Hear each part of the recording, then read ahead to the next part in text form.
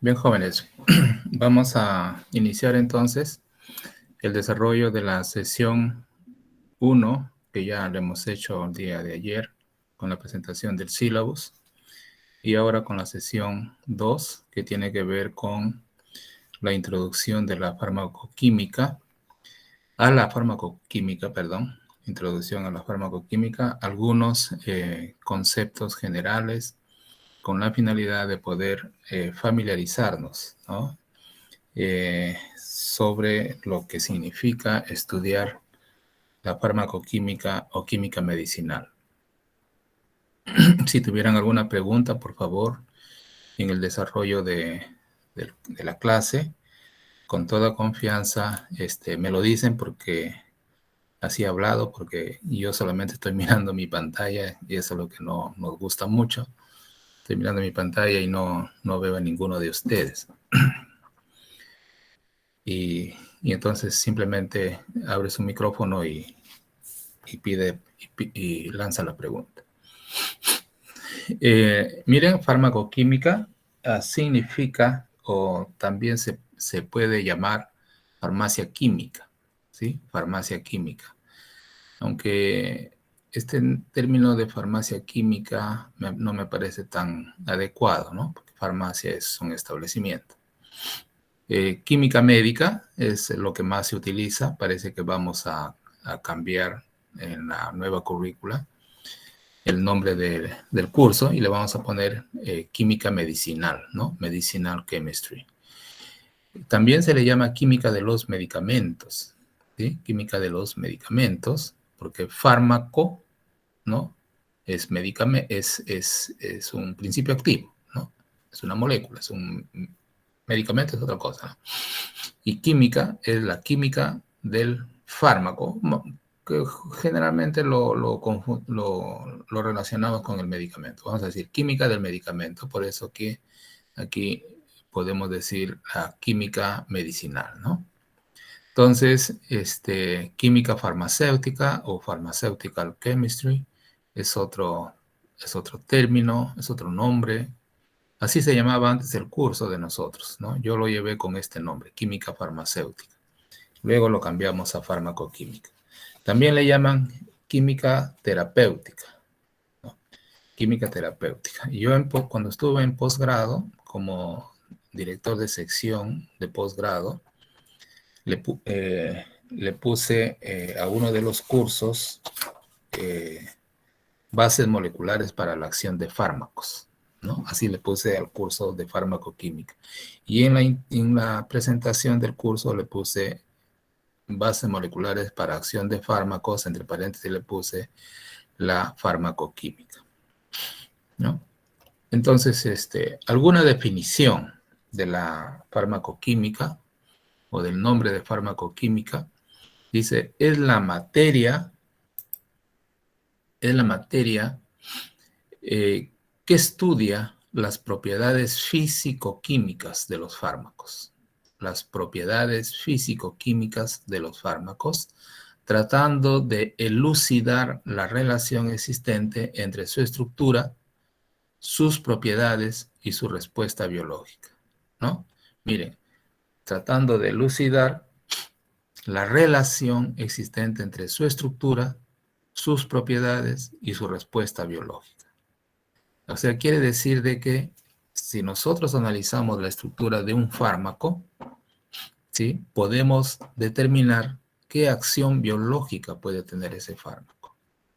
Si nos presentan, por ejemplo, ustedes que están ya son del sexto ciclo, están un poquito familiarizados con algunas moléculas.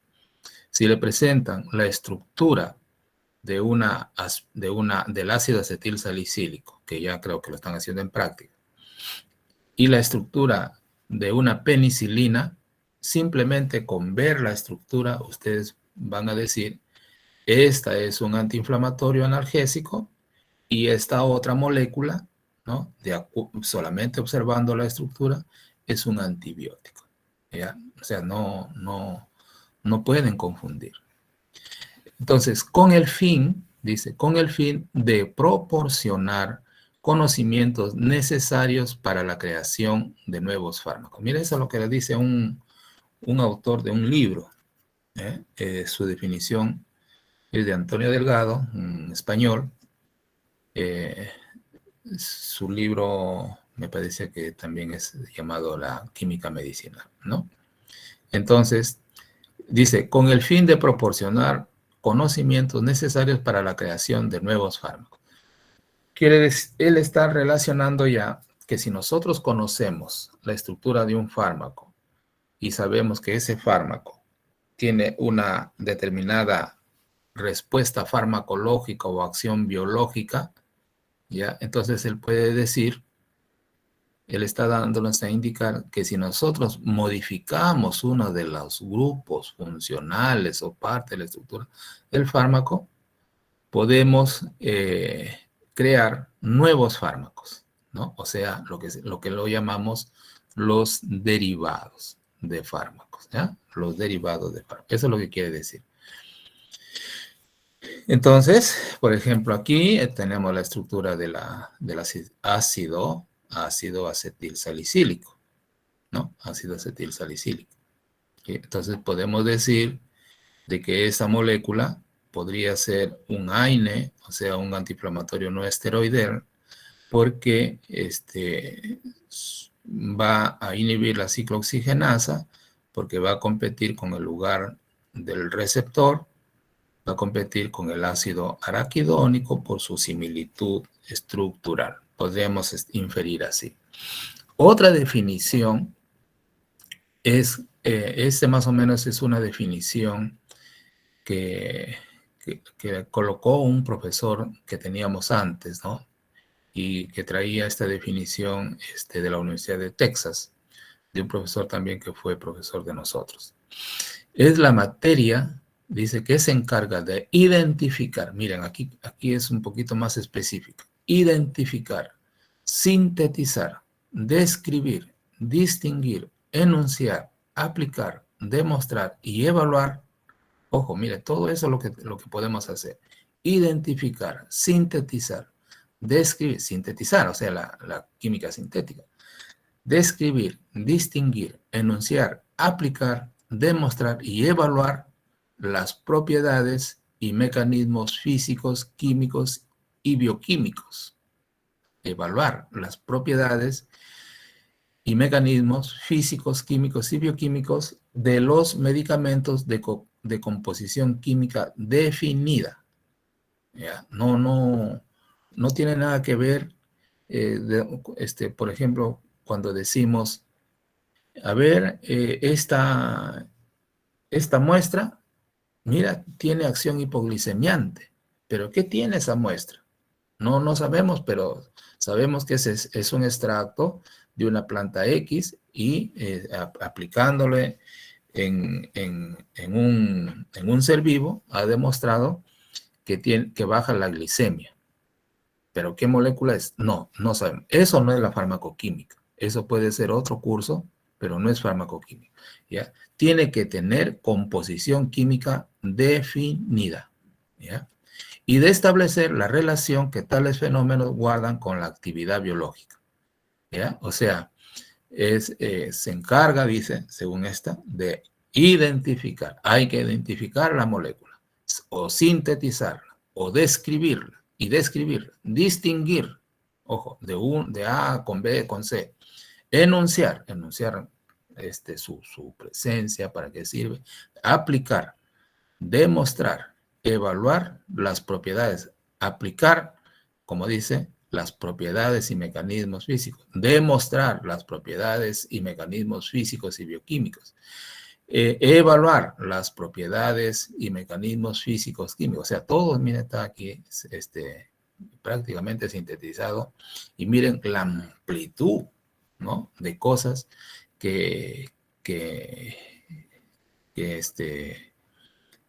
circunscriben a lo que es la farmacoquímica o química de medicamentos. Dice, ¿no? Evaluar las propiedades y mecanismos físico-químicos y bioquímicos de los medicamentos de composición química definida, ¿ya? Definida. Y de establecer la relación que tales fenómenos guardan con la actividad biológica o farmacotóxica, ¿no? Actividad. O sea, si esta estructura química tiene esta actividad biológica. ¿Por qué? Por estas razones, ¿no? Por eso dice demostrar, enunciar, ¿no? Tal estructura tiene esta actividad, así como yo hice un ratito, ¿no? La aspirina es un antiinflamatorio, es un AINE que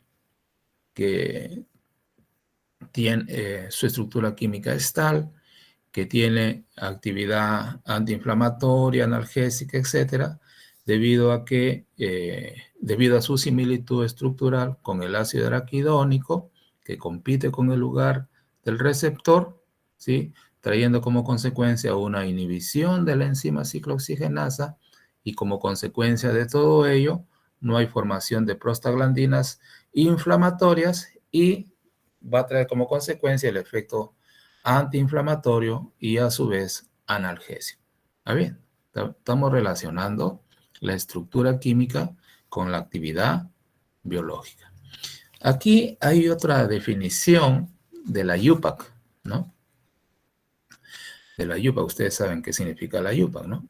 La UPAC es la que pone, inclusive, es una división química, la que pone, ustedes se acuerdan que la UPAC pone los nombres de las estructuras químicas, mayormente hay una regla que impuesta la regla.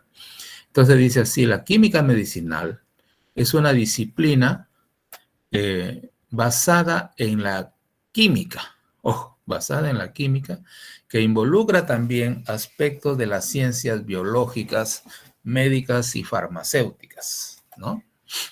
Que involucra aspectos de las ciencias biológicas, médicas y farmacéuticas. Se ocupa de la invención, ojo, invención, descubrimiento, diseño, identificación y preparación de compuestos biológicamente activos. De la invención, descubrimiento. Invención podría ser la síntesis, descubrimiento podría ser encontrar un producto de una fuente natural, diseño o una modificación, la identificación, o sea, qué molécula es, hay que identificarla, y la preparación de compuestos biológicamente activos, el estudio de su metabolismo, la interpretación de su modo de acción a nivel molecular, ¿ya? A nivel molecular. No basta decir, esta aspirina es un antiinflamatorio. No basta decir. Esa es parte de la farmacología. Y se debe administrar 500 miligramos cada 8 horas. Ya, eso es farmacología. Aquí vamos a interpretar su mecanismo de acción, ¿ya? Y la construcción de la relación de la estructura con la actividad, ¿no? Y su mecanismo de acción, la identificación de su estructura y la relación de esa estructura química con la actividad biológica, ¿ya? Por eso aquí dice REA, relación, estructura, actividad, REA, que en inglés sería SAR, ¿no? En inglés sería SAR. Entonces, de aquí en adelante, ustedes van a leer seguramente REA de la aspirina. Quiere decir relación, estructura, química, actividad de la aspirina, ¿ya?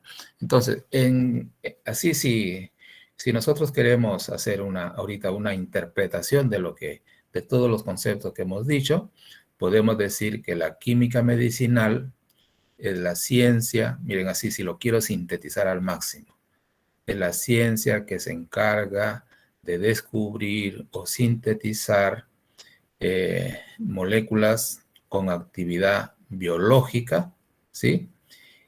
Y también se encarga de relacionar esa estructura química con su actividad biológica. O sea, a ver, si lo sintetizo más, de la ciencia que se encarga de estudiar la relación entre la estructura química de una molécula y su actividad biológica. ¿Ya? Así sintetizando.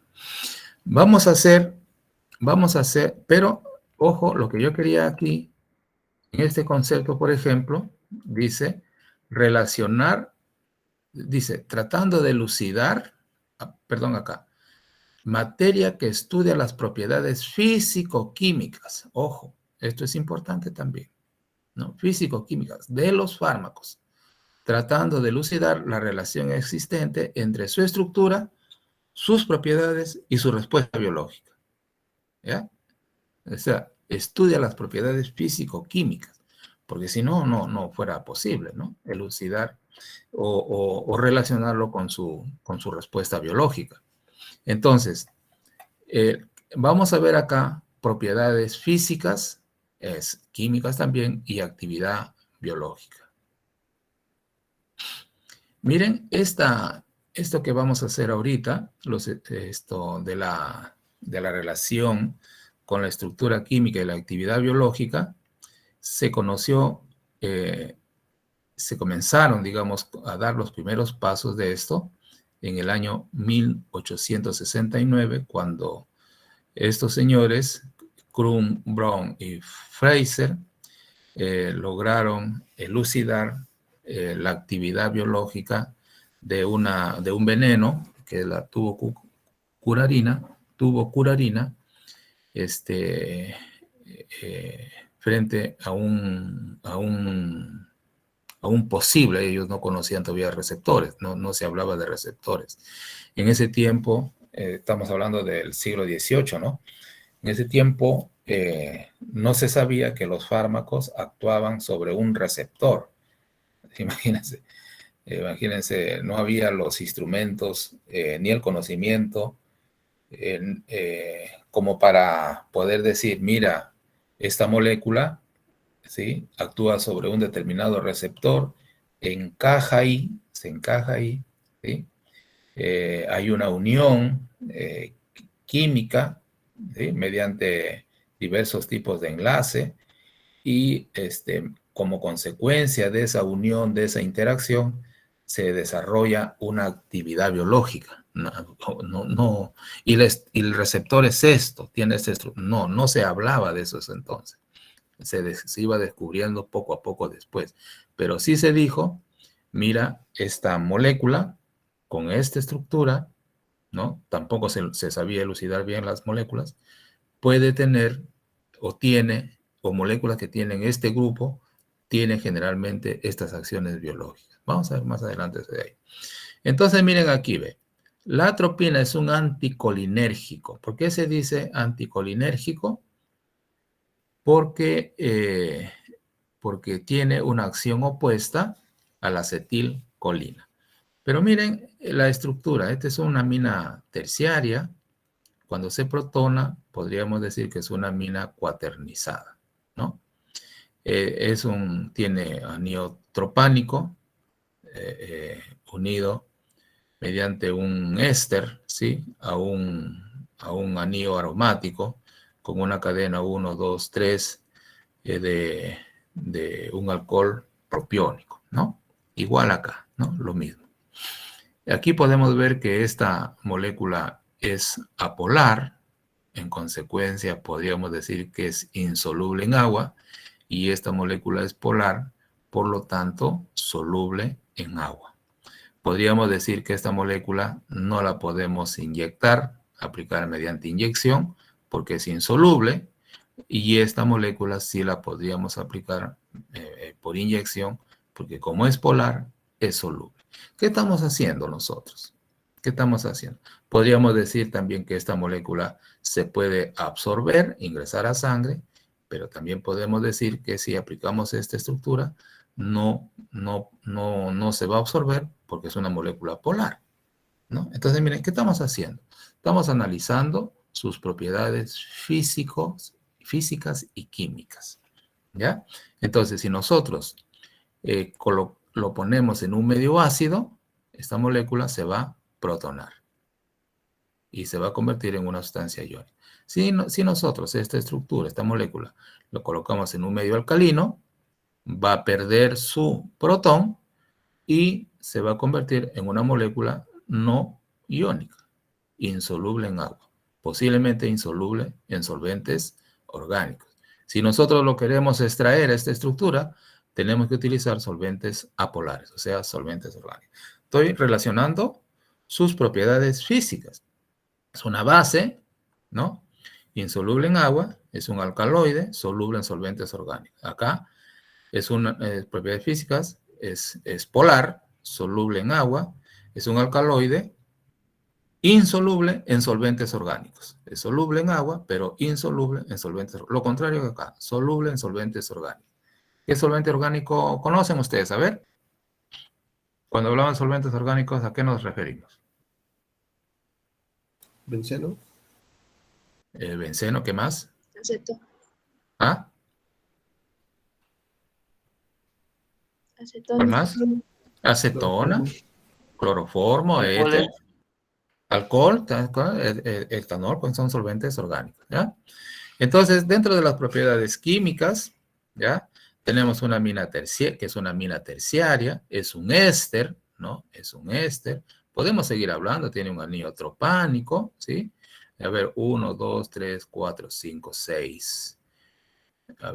1, 2, 3, 4, 5, 6, 7, 8, ¿no? Este es un octagonal, etcétera, etcétera, ¿no? Propiedades químicas es una amina cuaternizada, ¿no? Es un éster también, pues, ¿no? Son las propiedades químicas. Profesor, ¿Sí? disculpe, no me acuerdo cuando se trata de compuestos grandes, ¿cómo uno diferenciar si es apolar o polar? Ya. Generalmente una molécula puede ser polar cuando la polaridad lo puede dar los grupos que son cargados, que tienen carga, ¿no? Positiva o negativa. Por ejemplo, aquí, esto es polar, ¿sí? Esta es una estructura polar, ¿no? Es una estructura catiónica. Y también la polaridad lo da los grupos que tienen la posibilidad de formar puentes de hidrógeno con el agua, mayormente, ¿no? Forman prácticamente puente de hidrógeno. Ahorita me olvidé el término ¿no? Pero puente de hidrógeno con el agua. Por ejemplo, aquí, esta molécula puede formar puente de hidrógeno con el agua. Aquí vendría un oxígeno y forma puente de hidrógeno. Aquí con el agua también, pero mediante el hidrógeno. Aquí también mediante el hidrógeno. Y así, ¿no? Entonces, esos son, no tanto esta molécula cargada positivamente, podríamos decir que es una molécula polar, como ya hemos visto ahí. Aquí no tiene ninguna carga, por lo tanto, es una molécula apolar. Pero su descripción es que esta molécula no es soluble en agua, por ejemplo. No es soluble en agua, tiene un anillo aromático, tiene aquí un grupo, ¿no? Heterocíclico grande que podría estar, vamos a decir, cubriendo estos grupos relativamente polares. O sea, los fármacos generalmente no podríamos decir que son polares o que sí podemos decir que son apolares, ¿no? Apolares, sino que los fármacos siempre tienen que tener una porción apolar y una porción polar, ¿no? O con propiedades que puedan ser solubles, ¿no? O que le puedan dar una propiedad hidrofílica y una propiedad hidrofóbica. La propiedad hidrofílica le permite disolverse y la propiedad hidrofóbica le permite ligarse a las bicapas lipídicas de las membranas para poder ingresar al interior de la célula y poder cumplir su acción biológica. ¿Ya? Entonces, una molécula, por ejemplo, una molécula orgánica, generalmente no podemos hablar ahí de que orgánica como tal, ¿no? A no ser que usted lo someta, como en este caso, a la acción de un ácido o de una base. Aquí podemos decir que es una estructura polar, ¿no? Porque está ionizada. Pero como en este caso, podemos decir que es una estructura apolar, a pesar que tiene grupos relativamente polares, como vemos aquí. ¿Ya, joven? Entonces aquí ya pasamos a hablar de las propiedades físicas, hemos hablado de las propiedades químicas y hemos hablado y ahora vamos a hablar de la actividad biológica. ¿Cuál es su actividad biológica? Esta molécula produce midriasis y es antagonista de la acetilcolina. Actúa a nivel central, produciendo inquietud, irritabilidad, desorientación, alucinaciones, etc.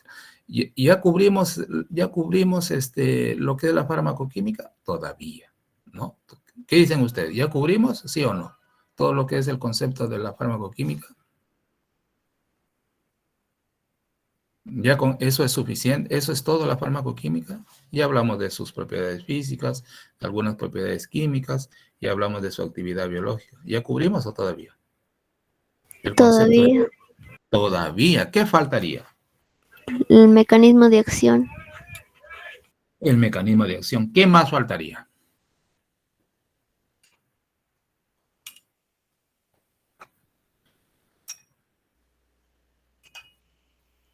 A ver, yo les pregunto, ¿ya relacionamos su estructura química con la actividad biológica?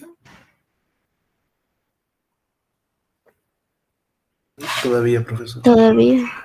Entonces, no estamos hablando todavía completamente de lo que significa la farmacoquímica. Miren, luego, pero estamos hablando de los inicios, ¿no? De la farmacoquímica. Luego se demostró que las modificaciones en la estructura química producen cambios en la acción biológica. ¿Qué diferencias ven ustedes entre esta estructura y estas estructuras de aquí? La presencia de haluros. Ya, pero aquí podríamos poner, por ejemplo, también si hubiera sido aquí, por ejemplo, vamos a decir un ácido clorhídrico, lo hubiéramos puesto, ¿no? O ácido bromídrico, también hubiera sido aquí un bromo o un cloro, ¿no? Cloruro de atropina, por ejemplo, ¿no? Pero aquí también bromuro, por ejemplo, ¿no? Pero ¿cuál es la otra diferencia? Claro. Lo que acaba de decir usted es sí la diferencia de este haluro en relación a ¿no? A esta molécula. ¿Qué más? La presencia de metiles. La presencia de un metilo, ¿no? La adición de un metilo. Acá tiene uno, este también tiene uno, sino que está protonado, pero acá se ha adicionado un metilo más, ¿no? Se ha adicionado un metilo más. ¿Qué hace que esta molécula, cuál es el efecto de este grupo metilo en la actividad de la molécula? ¿Qué le ha pasado? Miren aquí, dice, luego se demostró que las modificaciones en la estructura química producen cambios en la acción biológica. Vamos a ver qué cambios. Es altamente polar, ¿sí? Ya este es un amonio cuaternario, ¿no? Altamente polar, y ahora tiene acción local. No penetra el sistema nervioso central. Aquí sí actúa a nivel del sistema nervioso central. Entonces, esta molécula de aquí, por la presencia de este metilo, ya no tiene estas acciones, ya no va a producir irritabilidad, desorientación, alucinación, ya no produciría ya. ¿Por qué? Porque no ingresa, no pasa la barrera hematoencefálica. Es una estructura que tiene una acción local. Acá, ojo, acción local. ¿Ya? Acción local. Y por lo tanto, su actividad biológica es solamente relajante muscular y actúa como un antiespasmódico. Antiespasmódico, ¿qué podríamos decir? ¿Qué cosa es un antiespasmódico?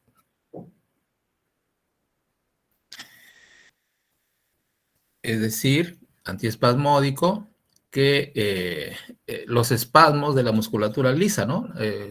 Por ejemplo, Alivia las convulsiones. Y ya, por ejemplo, por ahí más o menos estamos. Por ejemplo, usted tiene un cólico, ¿ya? Porque está teniendo contracciones en su musculatura lisa, ya sea a nivel del estómago o a nivel del intestino. Entonces, todas esas contracciones fuertes, ¿sí? Le va a producir un dolor que se llama cólico, ¿no? cólico. ¿Y por qué se dan esas contracciones? Porque seguramente hay mucha acción de un neurotransmisor que se llama la acetilcolina, ¿no? La acetilcolina. ¿Qué le dan? Le vamos a darle buscapina, por ejemplo, ¿no? Buscapina. Más o menos una de las componentes de la buscapina es la N-metilatropina, ¿sí? N-metilatropina. ¿Qué hace esta molécula? Va a producir un bloqueo de ese receptor de la acetilcolina. Al bloquear la acción de la acetilcolina que produce el cólico, la persona o esa musculatura va a dejar de contracturarse y por lo tanto se va a relajar. Ese relajamiento, ¿sí?, trae como consecuencia una disminución del dolor, del cólico. Por eso se dice que es antiespasmódico. ¿Y por qué se tiene que digamos, claro, que cuaternizar?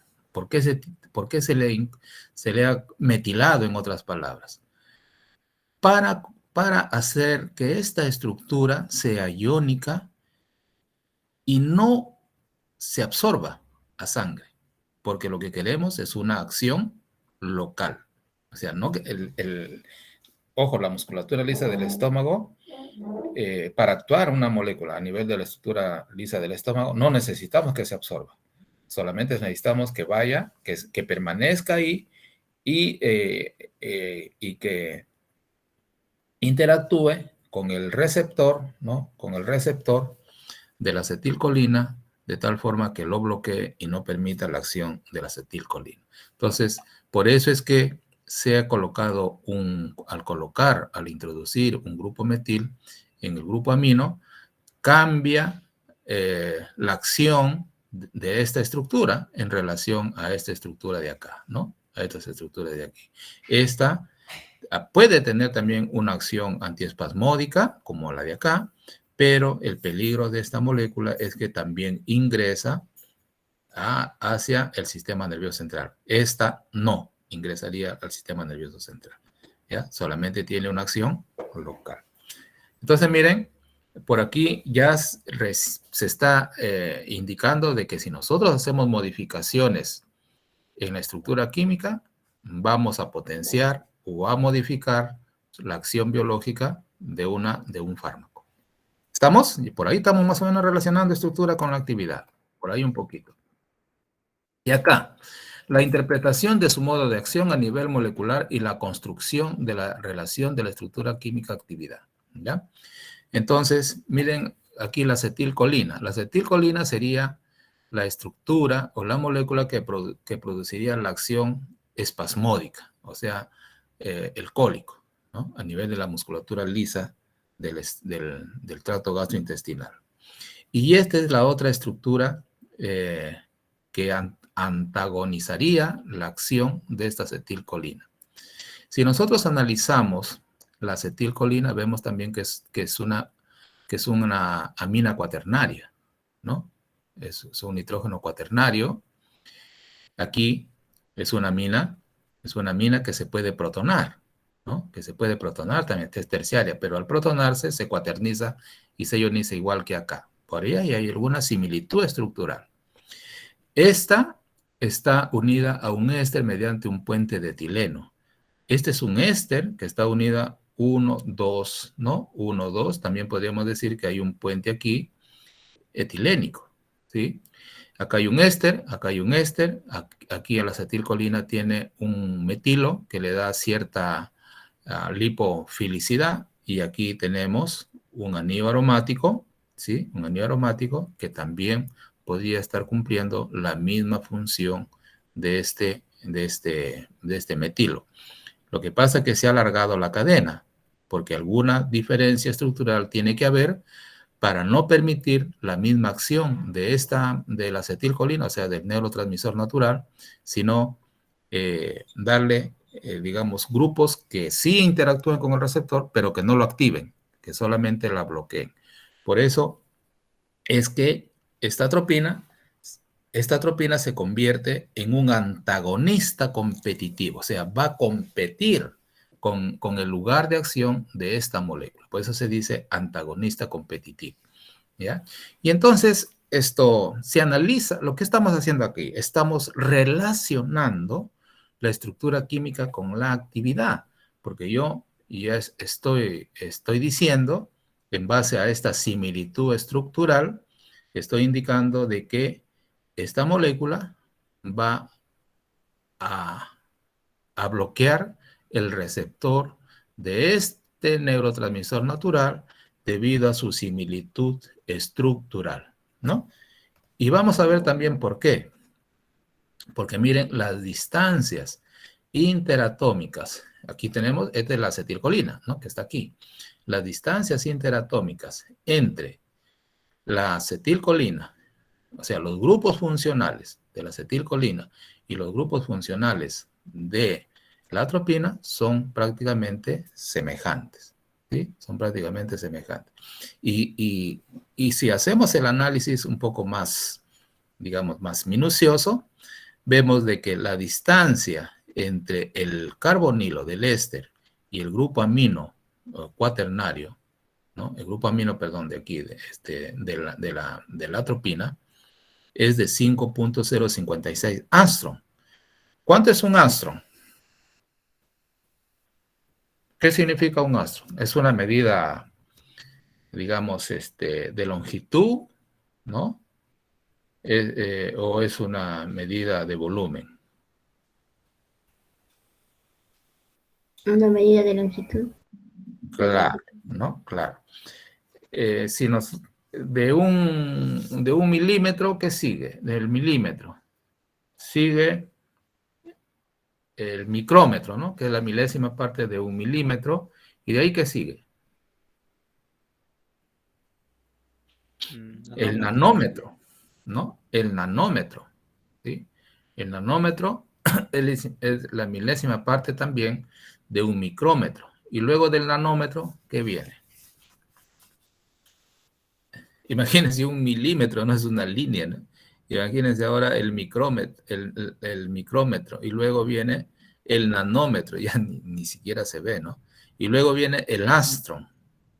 El angstrom es la décima parte de un nanómetro, o sea, 1 por 10 a la menos 10, ¿no?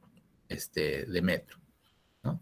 Y entonces, esa es la distancia entre este grupo carbonilo y este grupo amino, ¿no? Aquí está, esa es la distancia.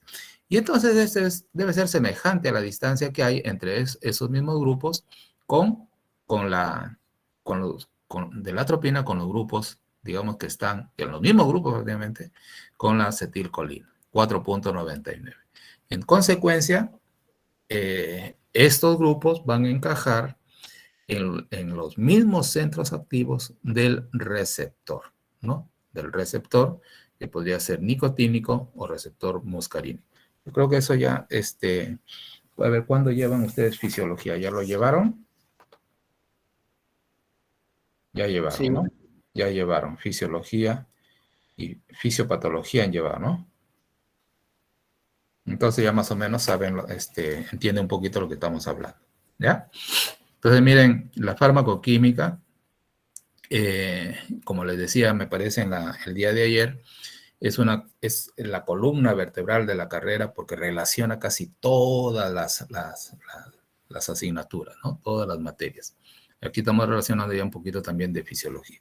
Entonces miren, es de entender que si esta molécula, por más otra porción diferente que tenga aquí, va a encajar con los mismos centros activos del receptor, ¿ya? Del receptor, pero como es una molécula un poco más voluminosa, lo que va a producir es simplemente, es un bloqueo.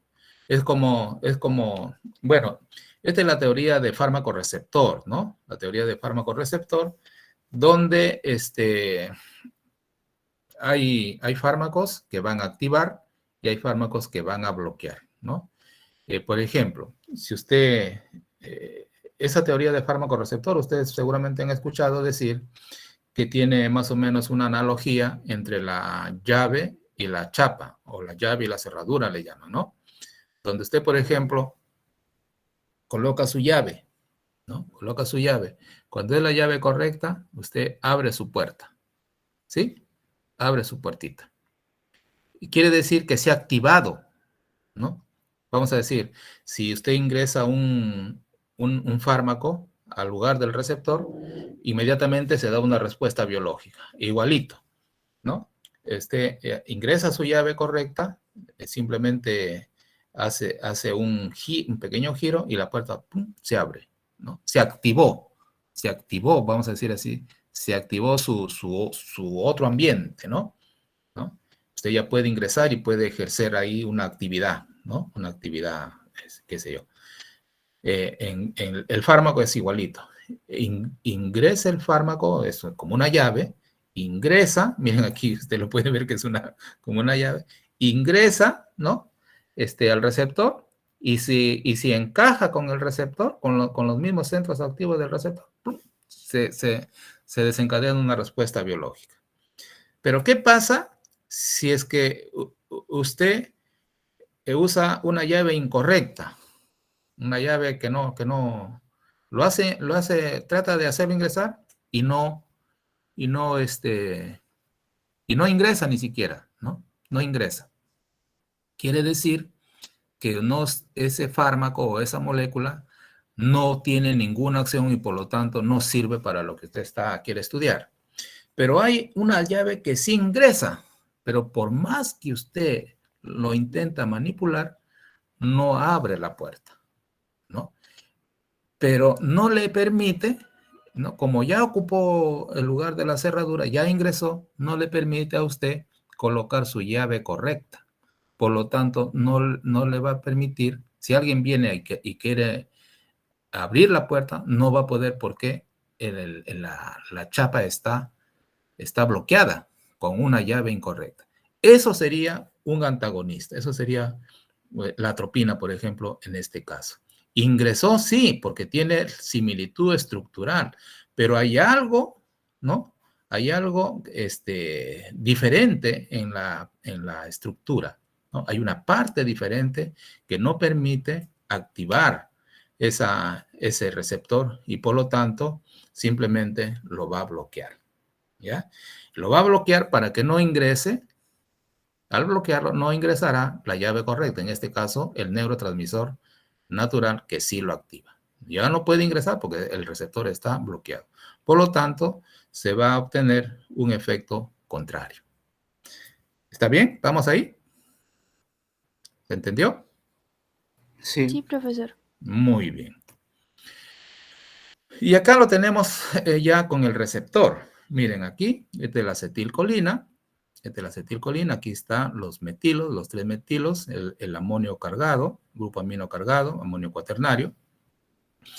Y aquí está el puente de etileno, ¿sí? El puente de etileno, aquí está el éster y aquí está el metilo final, ¿no? Miren ustedes aquí, ustedes pueden ver que los metilos, o sea, son grupos apolares, ¿no?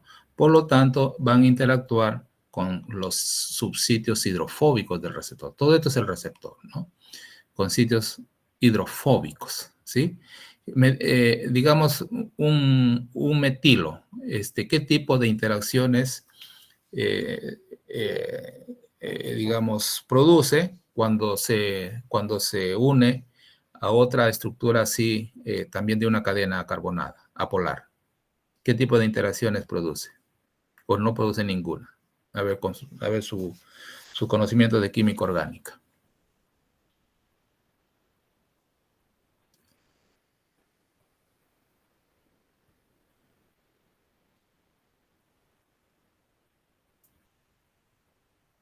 ¿Qué tipo de interacciones?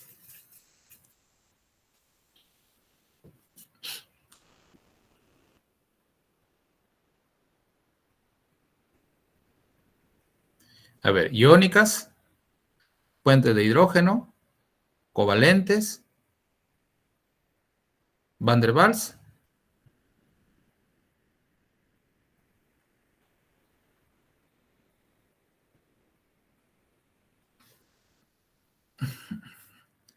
Aquí, esta carga de amonio cuaternario, lógicamente, va a producir una interacción con este glutamato. ¿Qué tipo de interacción es esta?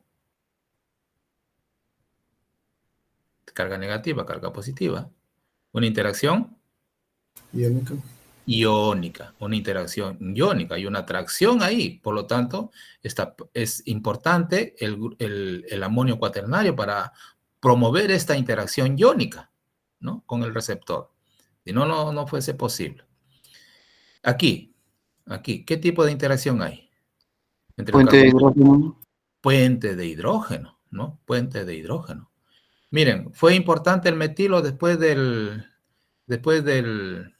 carbonilo, es importante el metilo, la presencia del metilo.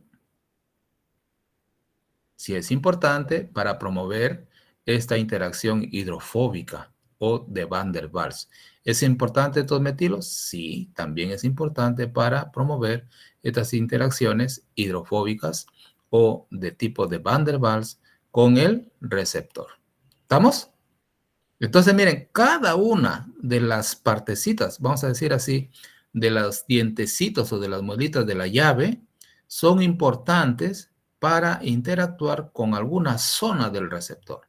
Esta, por ejemplo, este dientecito, mediante una interacción iónica, este carbonilo mediante una interacción de puente de hidrógeno, y este metilo mediante una interacción hidrofóbica de tipo Van der Waals. Ahora, ¿qué pasaría si en lugar de, si fuera un éter nomás, o sea, no tuviera este carbonilo? Fuera acá CH2 y acá éter, acá oxígeno. ¿Sería activa la molécula o no? O sea, si no tuviera este oxígeno, No, ¿por qué no fuese activa? No fue porque no hubiera una...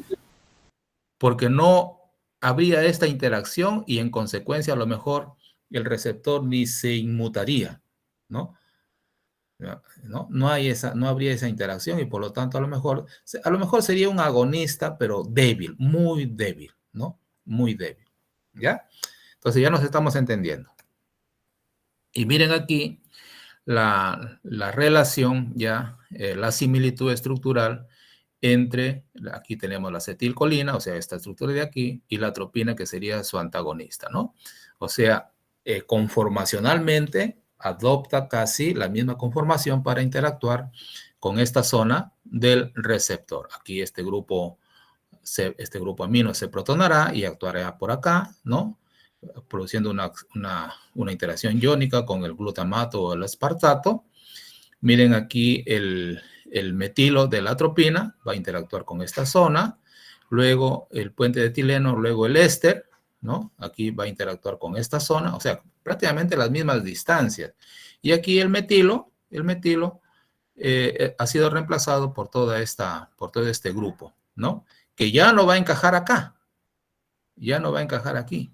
O sea, no va a encajar. Entonces, al no encajar, va a producir, digamos, una interacción un poquito incómoda, ¿no?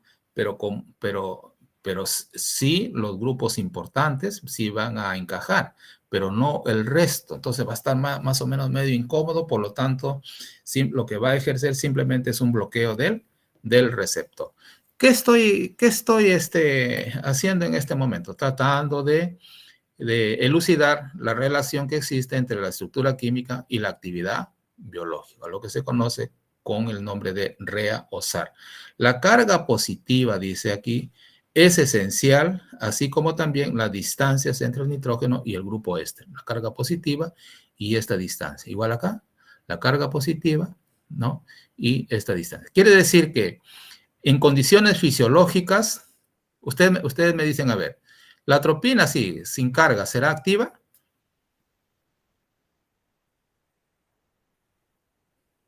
No. No va a ser activa. No va a ser activa. Pero en condiciones fisiológicas, ¿sí? pH más o menos 6.8, 6.7, pH 7, ¿no? Sí se va a protonar, ¿no? Sí se va a protonar y al momento de protonarse va a interactuar con esta zona del receptor. ¿Ya, jóvenes? Entonces, la relación de la estructura química actividad o SAR generalmente... Sí. Disculpe, ¿cuántas interacciones como mínimo tienen que tener las estructuras? Ya. Miren, por ejemplo, no hay un número definido, digamos, ¿no? No hay un número definido. Por ejemplo, en el caso aquí de la acetilcolina, que es una molécula pequeña, ¿no? Es una molécula pequeña, tiene, a ver, aquí podemos tener que hay 1, 2, 3, 4. ¿No? Miren las interacciones con la acetilcolina, que es una molécula pequeña. Depende de la estructura, ¿ya? Depende de la estructura química. Gracias, profesor. Vamos a ver más adelante, a lo mejor algún otro ejemplo. Generalmente, dice, la actividad es consecuencia de una interacción específica entre el fármaco y una macromolécula biológica. Cuando hablamos de macromolécula biológica, ¿a qué nos estamos refiriendo? O sea, dice, la interacción es específica, es consecuencia entre el fármaco y una macromolécula biológica. Nos estamos refiriendo a lo que hemos visto ya. ¿Cuál sería la macromolécula? El receptor. El receptor sería la macromolécula biológica. Entonces,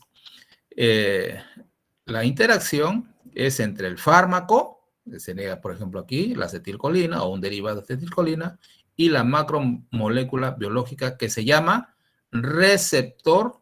Los españoles le llaman diana. ¿Ya? Diana también, diana farmacológica, ¿ya? Generalmente se conoce con el nombre de receptor porque es el que recibe a la molécula y se entretiene con ella, ¿no? El receptor. Entonces, desde que se sospechó, ojo, en 1865, que la actividad bloqueante, lo que yo les decía, ¿no? De la tubocurarina puede deberse al derivado de amonio cuaternario, o sea, un antagonista de receptores nicotínicos, se hizo evidente que el efecto fisiológico de una molécula está en función de su estructura. Miren, por ahí nace esta asignatura tan importante que es la farmacoquímica, ¿no? En base a la farmacoquímica, usted determina por qué una molécula es activa y usted puede optimizar esa molécula. Ese proceso de optimización se llama la farmacomodulación o modificación molecular. Para hacer a partir de una molécula líder, ¿no? De una molécula prototipo, derivar una molécula un poco mejor que la anterior, o sea, ir innovando las moléculas. Es como vamos a decir así,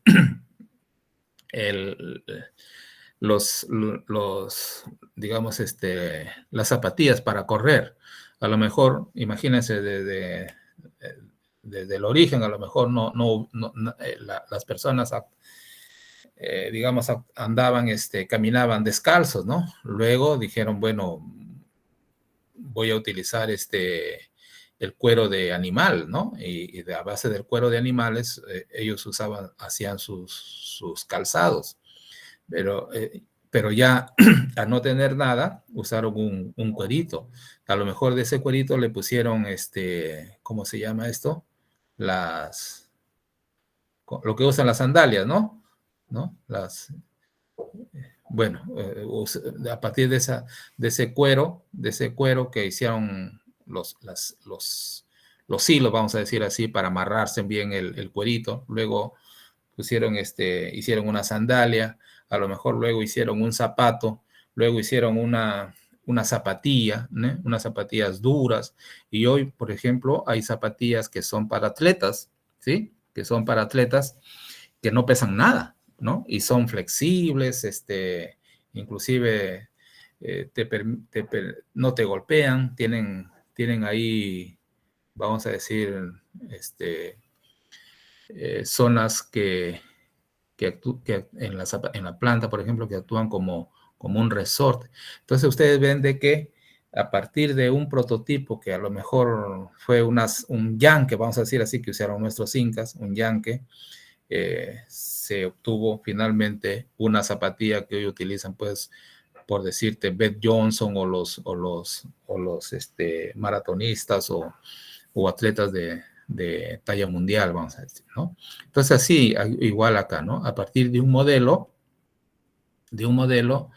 esto se va haciendo modificaciones para optimizar una estructura química, ¿no?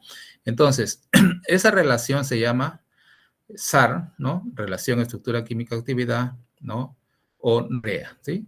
Pero esta interacción se puede cuantificar, entonces se puede llamar QSAR, ¿no? Relación estructura química actividad, pero de una manera cuantitativa, ¿sí? El análisis del SAR, ¿sí? O sea, de la relación estructura química actividad, permite determinar el grupo químico responsable de provocar el efecto biológico diana en el organismo. Hay un grupo químico que es el indispensable. Por ejemplo, en el caso de la atropina y de la acetilcolina, era el amonio cuaternario, ¿no? Que era indispensable. Pero solamente ese, no. También era el grupo éster, ¿no? Esto permite modificar el efecto o la potencia de un compuesto bioactivo, cambiando su estructura química, ¿no? Por ejemplo, al metilar la atropina, hacíamos que esa molécula ya no tenga actividad a nivel del sistema nervioso central, sino que actúe solamente a nivel local, ¿no? A nivel local. Esta idea fue presentada por primera vez en 1865. ¿Como consecuencia de qué se propuso esa idea, ¿no? Por acción, como ya les dije, de la tubocurarina, que se descubrió que el grupo de amonio cuaternario, que está aquí, ¿sí? Producía un bloqueo de la placa neuromotora, digamos, del receptor de la acetilcolina, ¿sí? Esto inspiró entonces el primer trabajo de la relación estructura química-actividad en la química medicinal, ¿sí? Por ejemplo, aquí, ¿no? Aquí tenemos el grupo de amonio cuaternario, ¿sí? Que está aquí, y acá, ¿no? Aquí, en la misma estructura química de la tubocurarina, hay otro grupo de amonio cuaternario, ¿sí? Ahí está, ¿no? Ahí está. Entonces, miren, este es la tubocurarina, ¿no? Es un antagonista de la placa neuromotora se actúa como bloqueante neuromuscular. Es un extracto del Chondrodendron tomentosus, el curare, ¿sí? Estos extractos utilizaban los nativos, ¿ya? De esos tiempos y de esas zonas prácticamente de la zona selva, para envenenar sus flechas y producir parálisis, ¿ya? En los animalitos que ellos utilizaban para el consumo, ¿ya? Producían parálisis progresiva, produciendo finalmente la asfixia y lógicamente la muerte del animalito, ¿no? Entonces ellos, vamos a decir un venado, ¿no? Le aplicaban el veneno a la flecha, lo disparaban, lógicamente la flecha entraba dentro del cuerpo del animalito, el veneno, el curare en este caso, la tubocurarina se absorbía y actuaba sobre los receptores de la acetilcolina, ¿sí? Actuaba sobre los receptores de la acetilcolina y producía una contracción muscular, y finalmente una parálisis y la muerte por asfixia del animalito, ¿no? Entonces ellos iban, recogían el animal y lo llevaban para consumo.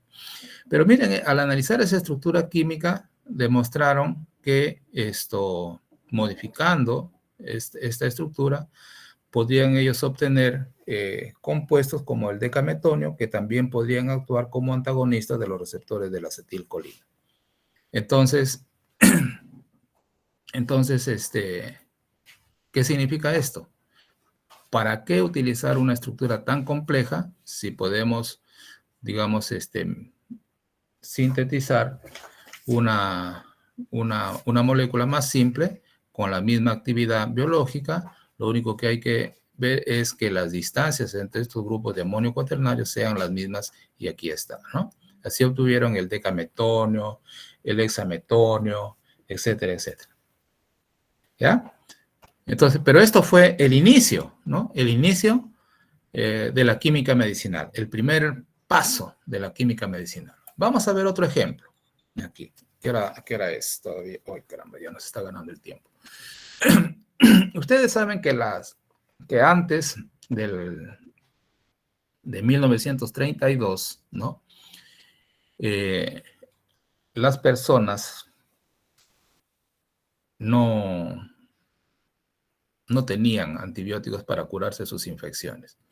Una bronconeumonía, que hoy es curable con toda facilidad, antes era mortal, ¿no? Es como hace un año aproximadamente, ¿no? El virus, no sabías qué usar para controlar el virus. Hasta ahora prácticamente, ¿no? Entonces la solución para este virus del SARS-CoV-2 es que tú te vacunes, ¿no? Hay algunos medicamentos que se comenzaron a utilizar para evitar, digamos, la progresión de la enfermedad de esta pandemia. Era, por ejemplo, al comienzo, dijeron que la hidroxicloroquina, luego le dijeron que asociado a la acitromicina, luego salió la ivermectina, etcétera, etcétera, que hasta ahora hay controversia sobre eso, pero están saliendo muchos trabajos que indican que sí hay una disminución de la incidencia de casos de muerte cuando se utilizan estos fármacos, por ejemplo. Sin embargo, todavía faltan muchos estudios. Ustedes comprenderán de que para poner un fármaco, digamos, a disposición de la humanidad, tiene que hacerse muchísimos estudios, años, invertirse millones y millones de dólares, ¿no? Ojalá que nos alcance el tiempo para ver un poquito de las etapas del descubrimiento de un fármaco. Entonces, en esa época, estamos hablando de 1930 para atrás, no había pues un medicamento, un antibiótico para curar un proceso infeccioso. Entonces, habían remedios caseros, habían brujos, curanderos, etcétera, que trataban de aliviar un poco ese proceso infeccioso, ¿no? Que finalmente es así como el COVID, ¿no? Algunos morían, otros sobrevivían a esa enfermedad, ¿sí? Los más fuertes sobrevivían y los más débiles morían. Por ejemplo, con el COVID, los más débiles, los que tienen procesos de desnutrición, tienen alguna otra comorbilidad o tienen sobrepeso, etcétera, etcétera, a lo mejor tienen diabetes, pero sus defensas están disminuidas, ¿no? Entonces, finalmente o generalmente fallecen. Pero, por ejemplo, los jóvenes, ¿no? Han estado muchos con su COVID y algunos ni siquiera se han dado cuenta de que han tenido COVID. Así igual, ¿no? Estamos hablando de 1930 para atrás, no había un antibiótico para curar un proceso infeccioso, ¿no? Rezaban, invocaban a los dioses, etcétera, etcétera, ¿no? Antes se usaba mucho el enema, ¿no? El enema. ¿Saben qué es el enema o no? ¿Hola? No, profesor. No, profesor. Pregúntenle a su papá o a sus abuelitos qué cosa es el enema, ¿ya? Para que tengan una idea. Ellos les van a explicar mejor que yo, ¿ya? Eran, bueno, les voy a decir rapidito así. Eran unas lavativas, es una agua jabonosa que se administraba por el ano, ¿sí? Por el ano, lógicamente mediante una cánula, ¿no? Una cánula, se administraba por el ano y el paciente lo tenían que mover para que esa agua pase pues al intestino, ¿no? Y desencadenaba finalmente una evacuación, ¿no? Evacuación copiosa, tipo diarrea. Entonces ellos pensaban que limpiando, ¿no? El organismo, limpiando el intestino de esa manera, podían curar al paciente, ¿no? Bueno, a todo eso se recurría antes, ¿no? Le pasaban el cuy, le pasaban el huevo, qué sé yo. Imagínense lo que se sigue haciendo en algunos lugares de la sierra. Hasta que se descubrió esta molécula, la sulfonamida, ¿no? La sulfonamida. Se aplicó y comenzó a curarse los procesos infecciosos, ¿no? Todo tipo de infecciones curaba esta sulfonamida y luego se hicieron las famosas modificaciones moleculares. ¿Qué función tenía esta sulfonamida? Como se dice aquí, antimicrobiano, ¿no? Una función antimicrobiana. ¿Y pero cómo actuaba? Es un antagonista competitivo. ¿De quién? Del ácido paraminobenzoico. ¿Por qué? Por su similitud estructural. ¿Con quién? Lógicamente con el PABA. ¿Y qué? PABA, ¿no? PABA le dicen al ácido paraminobenzoico, ¿ya? Ácido paraminobenzoico. Pero ¿por qué? ¿Cuál es la importancia de este ácido paraminobenzoico? Es que este metabolito utilizan las bacterias para sintetizar, por acá creo que lo tengo, para sintetizar sus proteínas, ¿ya? Y permitir su desarrollo, ¿no? Y causar los procesos infecciosos, ¿ya? ¿Y dónde está este PABA? Está en la estructura del ácido tetrahidrofólico. O sea que, claro, ya vamos a ver sulfatos seguramente en el otro curso, ¿ya? Sino que, miren, este PABA está aquí, ¿ve? Aquí, está incrustado. ¿Y qué hace el microorganismo? El microorganismo incorpora este PABA a esta teridina, lo incorpora, lo va y sintetiza el ácido dihidroteroico, se llamaría ahí, y luego incorpora este aminoácido, ¿no? Que se llama el ácido glutámico, lo incorpora y se forma el ácido tetrahidrofólico. Con ese ácido tetrahidrofólico, las bacterias, así voy a sintetizar mucho, las bacterias sintetizan sus proteínas y comienzan a desarrollarse, a multiplicarse, etcétera, etcétera, y van causando los procesos infecciosos. ¿Qué cosa es la sulfa? La sulfa interfiere en este proceso, ¿no? Ocupa el lugar del PABA. O sea, la bacteria viene y confunde a esta parte, lo confunde con esta parte, y lo incorpora aquí, Pero en esta porción, como queda aquí, ya no puede incorporar el ácido glutámico. Y se forma un falso metabolito y en consecuencia este desarrollo de la bacteria ya no se da y ya no se produce el proceso infeccioso. Entonces nació ahí un antimicrobiano. En base aquí a la similitud estructural, ¿no? A la similitud estructural. Ahora sí vamos a hacer un poquito de REA, ¿ya? O de SAR. Miren aquí, usted puede dividir a la molécula de la sulfonamida, que es esta de aquí, ¿no? Grupo amino, aromático y sulfonamida. Aquí el metabolito, ¿con quién antagoniza? Grupo amino, anillo aromático y un ácido igual que acá, ¿no? Parecido, ¿no? Entonces aquí, grupo amino, anillo aromático, sulfonamida y aquí un R que es los sustituyentes que traen como consecuencia las diferentes sulfonamidas, ¿no? Pero esta es la estructura indispensable para la actividad. Es un antagonista competitivo por la similitud estructural. Miren aquí tenemos el receptor. No tengo aquí para ampliar esto. Pero sí se ve, ¿no? Aquí tenemos la diana biológica o receptor. Y este es el ácido paraaminobenzoico, ¿no? Paraaminobenzoico. ¿Sí? Miren, aquí hay una interacción iónica con el receptor, hay una interacción por Van der Waals con el receptor y hay una interacción también por enlace de hidrógeno, ¿no? Con el receptor. Dice por la similitud estructural. Vamos a ver la sulfa, cómo interactúa con el mismo receptor. Una interacción iónica, ojo, una interacción iónica, igual que acá, Van der Waals, y otra interacción por puente de hidrógeno. Igualito. Las mismas distancias interatómicas, entonces se encaja en la misma zona del receptor. Entonces, esta interacción se da por la semejanza estructural y por la presencia también de los grupos funcionales, ¿sí? Entonces aquí estamos haciendo una analogía entre el ácido para-aminobenzoico y las sulfonamidas. Y vamos a ver por qué otra característica son las distancias interatómicas, como vimos hace rato. Y el tamaño de la estructura semejante.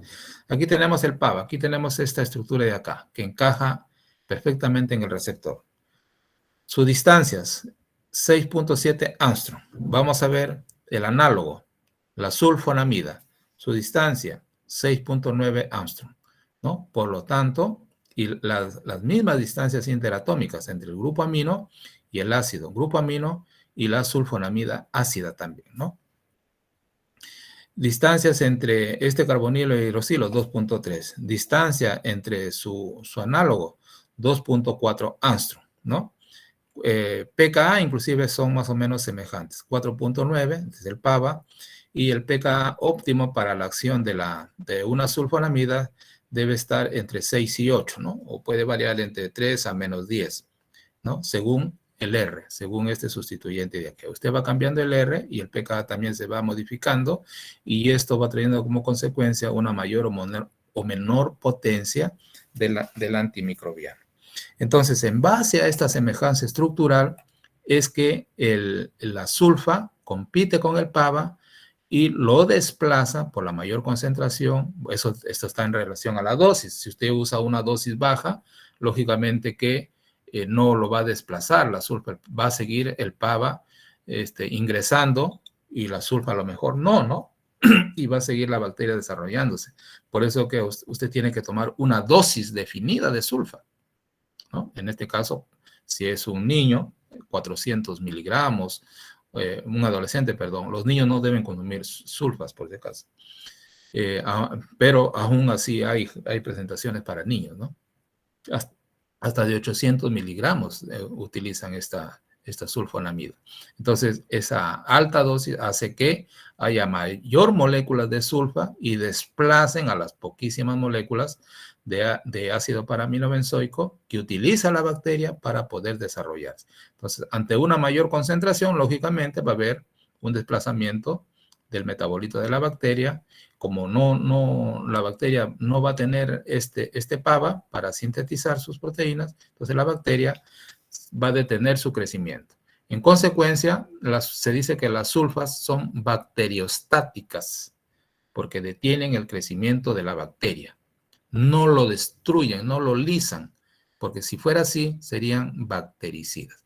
Ya, jóvenes, el problema es que cuando usted deja de tomar la sulfa, otra vez el PABA ingresa, porque el receptor está vacío, otra vez el PABA ingresa y la bacteria comienza a desarrollarse nuevamente, ¿no?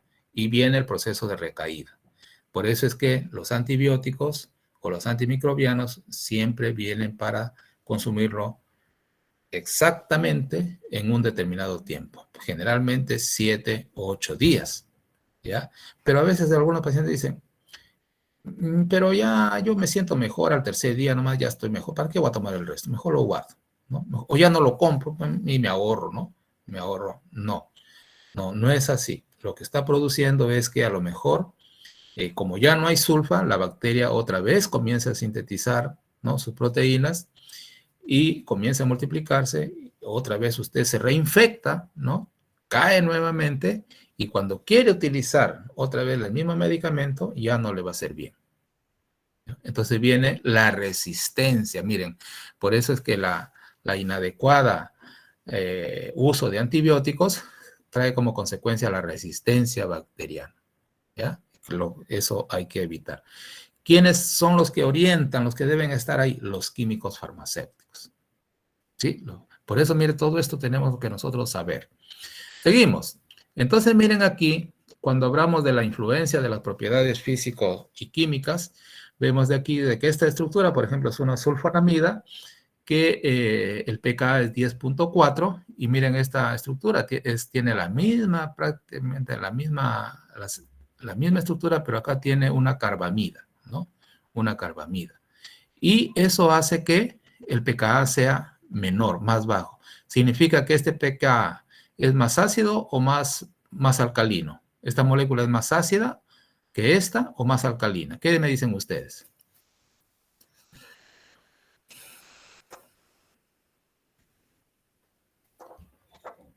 ¿Jóvenes? ¿Se nos va el tiempo? ¿Alguna opinión nada más? No necesito que acierten, ¿ah? ¿Cuál es más ácida? Miren, ahí tienen el pKa inclusive. Estamos hablando de una propiedad física. Y química, ¿no? Porque hay una modificación. Es más Hola. ácido. El 5,4. Es ¿Cuál? más ácida. ¿Cuál? 4 es más ácido. El 5,4. La 5.4 es más ácida. ¿Por qué?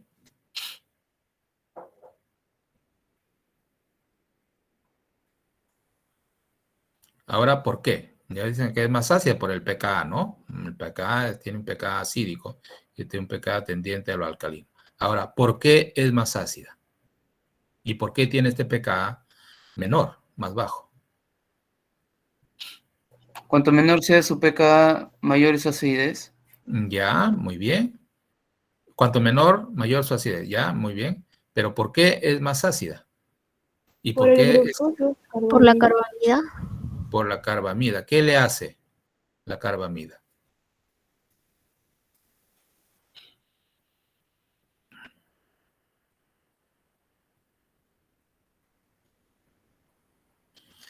Tendrán que ver la presencia de los grupos electronegativos.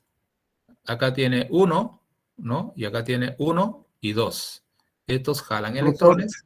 ¿Sí? A ver. por la presencia de protones. Mm. Acá tiene 2, ¿no? El grupo amino, acá tiene 1. Por la presencia de electrones libres. Y miren, acá hay, vamos a decir, este oxígeno, que es un grupo electronegativo, que está jalando los electrones, digamos, hacia él, ¿no? Es bastante electronegativo. Está jalando los electrones, viene aquí, acá hay un par de electrones sin compartir, también es atraído hacia aquí, se carga negativamente. Como el nitrógeno es más electronegativo que el hidrógeno, lógicamente le quita su electrón que lo está compartiendo y este hidrógeno se va solito. ¿Sí? Se va. Ustedes saben que toda molécula que cede electrones, que cede hidrógenos, es un ácido, ¿no? Un ácido en este caso de Bronsted. Aquí, ¿cuántos grupos electronegativos hay? O sea, cuántos digamos, sustancias o, perdón, grupos electronegativos le estarían jalando, estarían tratando de quitarle los electrones que comparte con el hidrógeno. Hay uno y acá hay otro. Este jala para acá y este jala para aquí. Entonces hay mayor fuerza para quitarle este par de electrones que está compartiendo el nitrógeno con el hidrógeno. Por lo tanto, este cede con mayor facilidad su hidrógeno. En consecuencia, este tiene un pKa mayor que el anterior, por lo tanto, es más acídico, ¿no? Y por eso es que su pKa es mucho menor. Pero miren aquí. El pKa ideal para la potencia máxima como antimicrobiano está entre 6 y 8.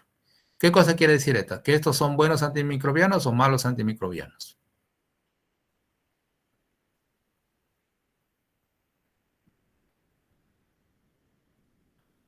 A ver, piénselo, denme un minutito.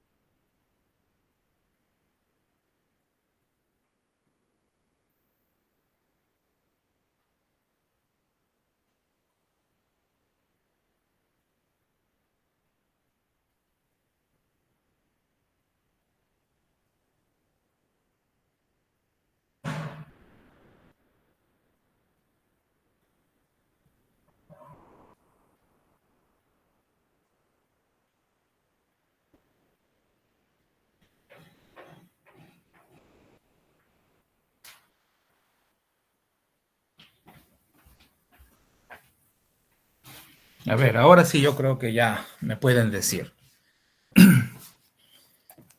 ¿Son buenos antimicrobianos o malos antimicrobianos? Considerando que el pK ideal para la potencia antimicrobiana máxima está entre 6 y 8.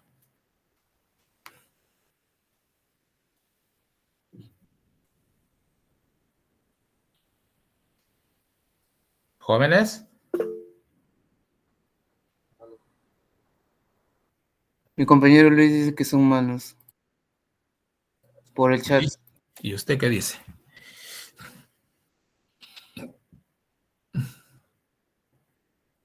Claro, miren, a ver, vamos avanzando, ¿ya? Me parece que la conversación así que estamos teniendo, ¿no? Me parece que nos va a permitir aprender más que si yo comienzo a pasar rápido por terminar todo lo que tengo que decirles. Yo creo que es así, conversando va a ser más productiva, aunque no terminemos, ¿ya? Como ahí queda la clase, no van a tener ningún problema. Entonces, miren, jóvenes, si el pK ideal para la potencia antimicrobiana máxima está entre 6 y 8, ¿dónde está? ¿Está dentro de este rango o no? No, Está fuera del rango. Por lo tanto, ¿tiene la potencia máxima? No tiene. Por lo tanto, es un antimicrobiano, sí, pero débil. Y el otro lado, el 5.4, está cercano acá, ¿no? Está cercano acá, pero no está dentro del rango ideal. Por lo tanto, también tiene una actividad antimicrobiana baja. Son antimicrobianos, pero son débiles, ¿ya? Son débiles. ¿Qué cosa lo que se tiene que hacer, ¿no? Modificar, ya le agregaron el grupo carbamida, ¿no? Reemplazando este hidrógeno. ¿Funciona? No funciona. Hay que modificarlo, hay que agregar otro grupo, ¿no? Para mejorar su actividad biológica, para mejorar su actividad antimicrobiana. ¿Sí? Entonces dice, la mayoría de las sulfonamidas se absorben fácilmente por vía oral. Sin embargo, la administración parenteral, o sea, en inyección, es difícil. Sus sales solubles son muy alcalinas e irritantes. Otro parámetro, ¿no? Entonces, miren aquí, por ejemplo, el sulfisoxazol. Tiene un pK de 5. ¿Ya? Un pK de 5. ¿Será un buen antimicrobiano? Sí es antimicrobiano, pero no es tan bueno, ¿no? No es tan bueno. Tiene alguna deficiencia. Este es insoluble. Este es insoluble. Cuando se alcaliniza, se ioniza y lógicamente se hace soluble. Pero su sal sódica o las sales sódicas de las tasulfas son muy alcalinas, son muy irritantes, por lo tanto. Esta, si es soluble en agua, se puede administrar en jeringa, en ampolla, ¿no? Pero te produce una irritación terrible, por lo tanto, no viene en ampolla este fármaco, no viene en ampolla. A no ser que a ustedes les hayan puesto una ampolla de alguna sulfa. ¿Le han puesto? ¿Se acuerdan o no? no, profesor. No. Viene en jarabe, ¿sí? O viene en tabletas, ¿sí? Viene en tabletas. Y cuando viene en jarabe, viene en esta forma, ¿ve? Y no viene así, ¿no? No viene así como sal soluble, sino viene en esta forma. Tiene una pobre solubilidad, ¿sí? Tiene una pobre solubilidad. Entonces, vamos a suponer que viene en jarabe. Si viene así, con esta molécula, ¿viene en suspensión o viene en solución? Vamos a decir un jarabe de Bactrim, que es un jarabe a base de sulfa. ¿Es suspensión o es solución? Suspensión. Suspensión. ¿Qué significa suspensión? ¿Cuál es la diferencia con la solución? La disolución que tenga con el otro Claro. líquido. Una solución es cuando el soluto se disuelve completamente en el seno del solvente, ¿no? Por ejemplo, aquí, si yo coloco esta sulfisazol sódica en un vaso de agua, vamos a decir, se va a disolver completamente. Va a volver digamos, una mezcla transparente. Entonces, en consecuencia, es una solución. Pero si yo le agrego esta molécula a un vaso de agua, se va a opacar, ¿no? Se va a opacar. Y ese opacamiento significa, por más que lo mueva, va a seguir opaco, ¿sí? Va a seguir opaco. Quiere decir que la molécula no es soluble en el seno de ese solvente. Y si usted lo deja en reposo, va a sedimentar, va a caer al fondo del recipiente. Quiere decir que ha sedimentado, ¿no? Ha sedimentado. Ojo, no ha precipitado, ha sedimentado, ¿sí? Entonces, supongamos que a usted o a un niñito le dicen, tenga este jarabe de sulfa, está en suspensión, dele cada 12 horas al niño. Dele cada 12 horas, una cucharadita cada 12 horas. ¿Qué debe hacer usted antes de darle? Agitarlo. Agitarlo, agitarlo. ¿Para qué lo agita? Para poder disolverlo con el solvente. Para distribuir, ¿no? No se va a disolver, sino lo que va a hacer mediante la agitación es que va a Para que sea más homogéneo.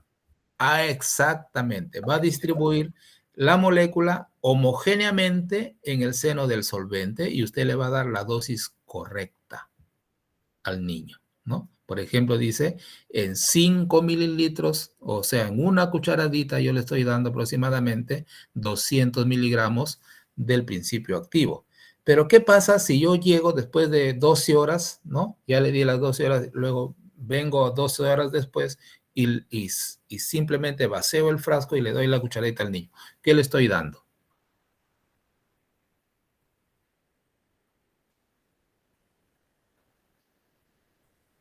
Repito la pregunta.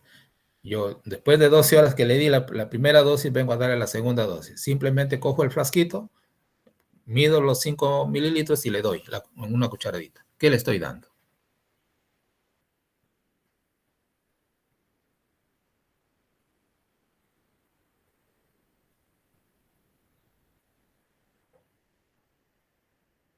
El solvente nada más. Le estamos dando solamente el solvente, porque la sulfa, como no es soluble, ha sedimentado.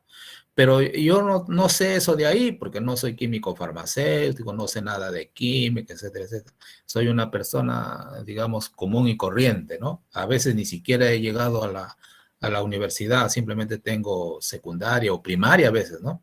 Y yo voy siempre todos los días y le doy al niño, ¿no? Simplemente vacío mi frasquito, ¿no? Cuando ya estoy por la 3/4 partes del frasco, le sigo dando hasta terminar, ¿no? Los primeros 3 días que le he dado, ¿ustedes consideran que el proceso infeccioso se ha revertido o ha continuado? Posiblemente ha continuado, porque simplemente le estoy dando solvente. Pero el problema viene después. Cuando usted al 4.º día, por ejemplo, le sigue dando, ¿sí?, la misma cantidad, a lo mejor un poquito más espesa, pero le sigue dando. ¿Qué le estoy dando? La sulfa. La sulfa en altísima concentración. Y lo que puedo desencadenar en el niño un cuadro de intoxicación. ¿Por qué? Porque esta molécula no es soluble en el seno de esa solvente, ¿no? No es soluble. Sedimentó, ¿sí? Sedimentó, no tuve el cuidado correspondiente, no me enseñaron, ¿no? Porque una persona común y corriente no tiene por qué saber. Para eso está el médico, para eso está el químico farmacéutico, para orientar cómo debe administrarse un medicamento. Ese es el acto de la dispensación. A jóvenes. Entonces hay que tener muchísimo cuidado ahí. ¿Se entendió, no? Entonces, miren, las propiedades físico-químicas influencian también en la acción de los fármacos, ¿no? La química medicinal entonces se ocupa de la invención, descubrimiento, diseño e identificación. A ver, vamos a ver aquí la modificación dice promoviendo una distribución. Aquí tenemos la atropina, un anticolinérgico, y aquí tenemos el ipratropio, el bromuro de ipratropio. Es la misma molécula, pero aquí se ha incorporado, como en el caso anterior, ¿se acuerdan? Que fue un metilo, aquí es un isopropilo. Esa es la diferencia, ¿no? La única diferencia. Como ya vimos, es un fármaco que actúa a nivel central, ¿no? O sea, por su baja polaridad, tiene la posibilidad de atravesar la barrera hematoencefálica y puede producir alucinaciones, ojo, ¿no? Alucinaciones. En cambio aquí es un anticolinérgico exclusivamente periférico. Pero a diferencia de la molécula anterior, ¿se acuerda que vimos el N-metil bromuro de atropina? Aquí tenemos el bromuro de ipratropio, ¿ya? A diferencia de eso, esta molécula se usa en forma de aerosol,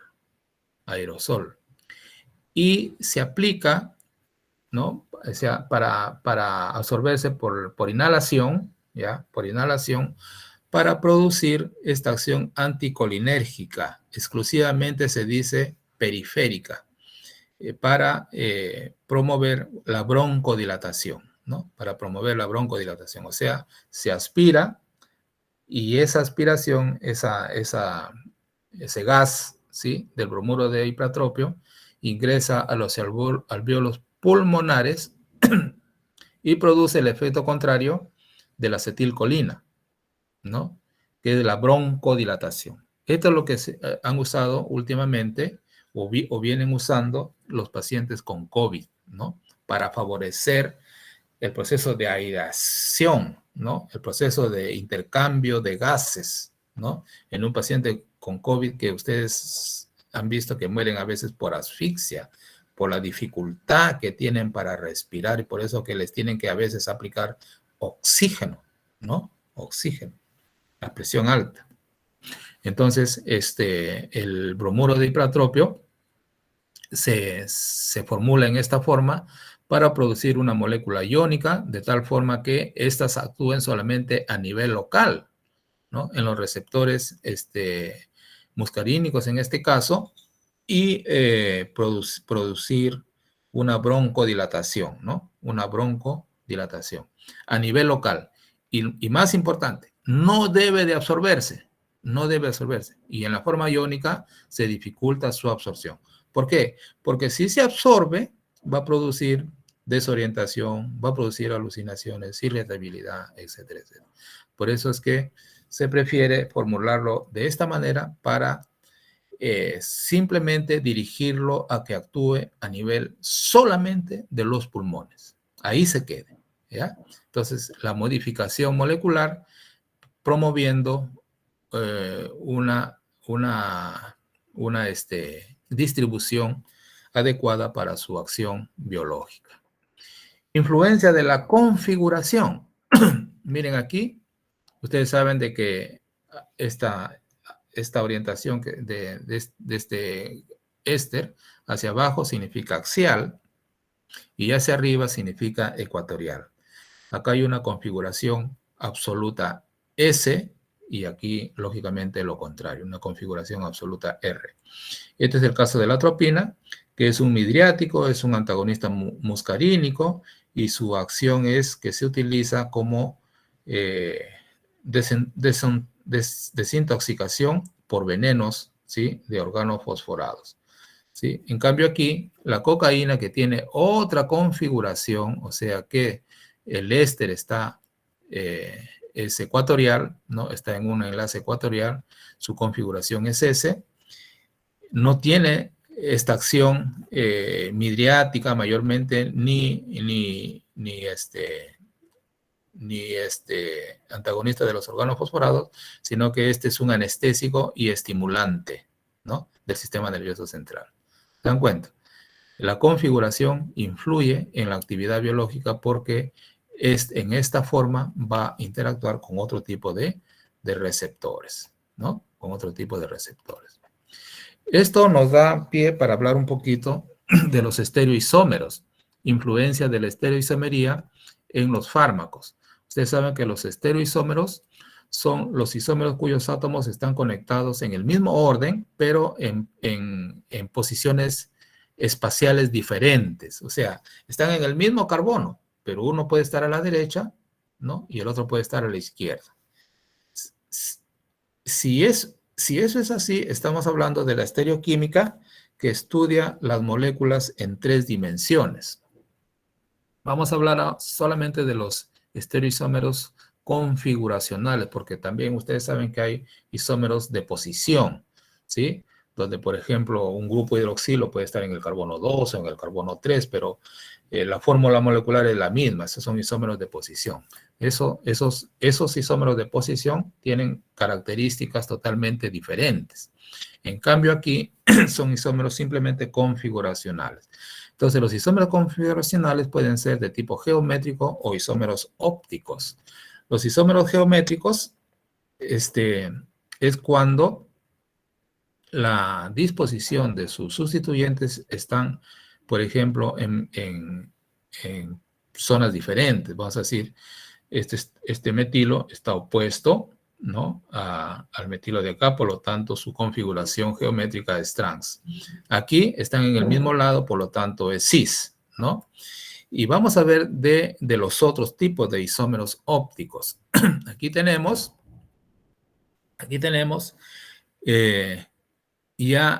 carbonos que tienen sus sustituyentes totalmente diferentes. Por ejemplo, aquí, este carbono tiene un enlace unido a un hidroxilo, uno a un hidrógeno, otro a un carbono, el otro a un carbono, pero que tiene un hidroxilo y tiene un carbonilo. Entonces, este carbono, como tiene sus 4 sustituyentes diferentes, es un carbono quiral.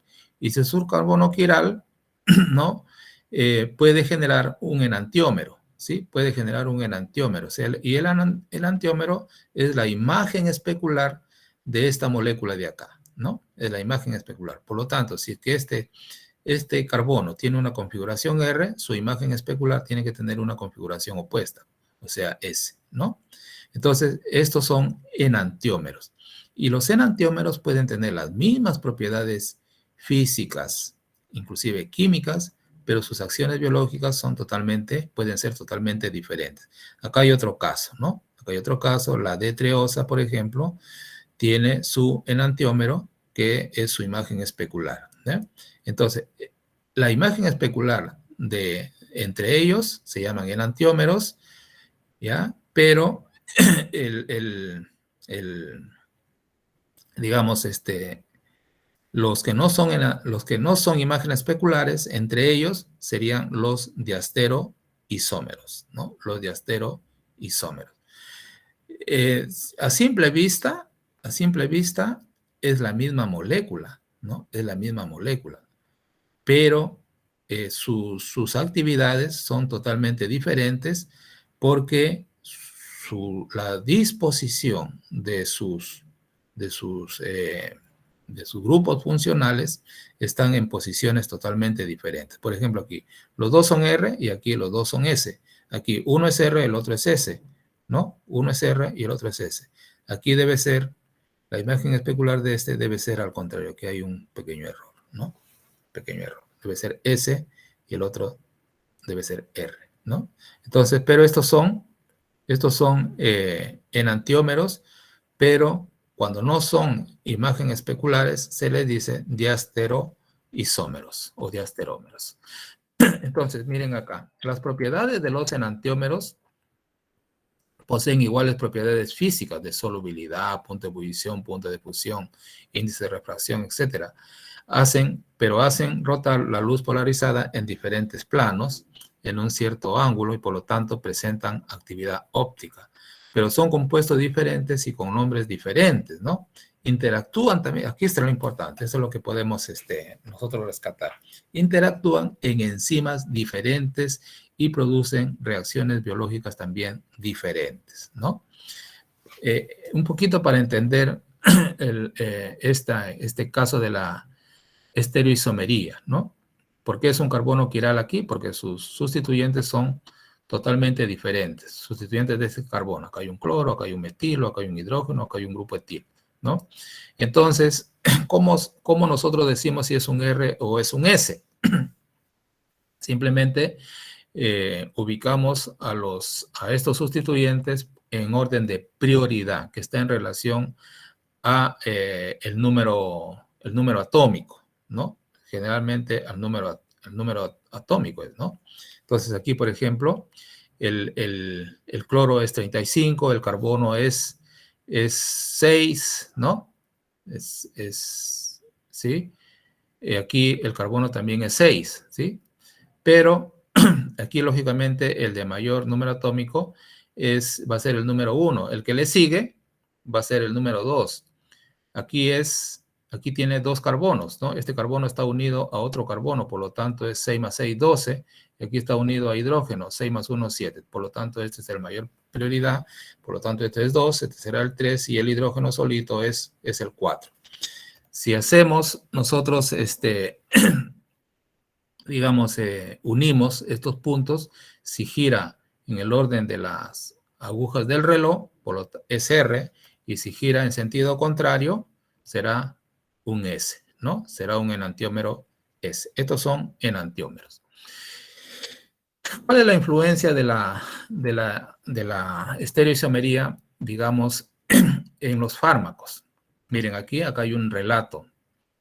Acá hay un relato. Durante su embarazo, a mi madre le recetaron talidomida contra los mareos matutinos. Mi madre tomó talidomida 2 veces, 2 cucharaditas de té en total.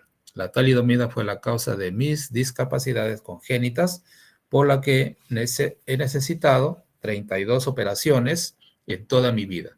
Y he pasado unos 8 años en el hospital antes de cumplir los 16, en una ciudad distinta a la que vivían mis padres. O sea, miren, hasta los 16 años, 32 operaciones. Ha vivido prácticamente en el hospital.